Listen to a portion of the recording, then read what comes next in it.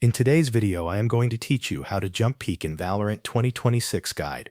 Jump peeking is a simple movement technique that lets you safely gather information. The main goal is to quickly check whether an angle is being held by an enemy. It is also useful for baiting out an operator shot without fully committing to the fight. When done correctly, you expose yourself for only a brief moment and then return to safety. The basic idea is to combine a jump with a smooth circular motion on your movement keys.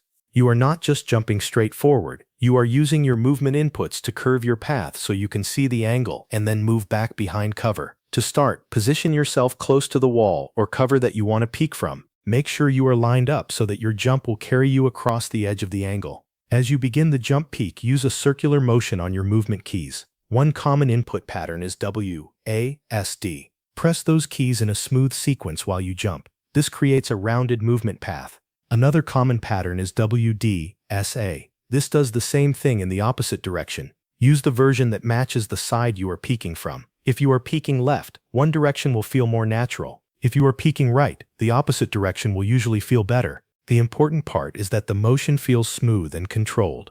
Do not mash the keys randomly. Think of it as tracing a circle with your movement.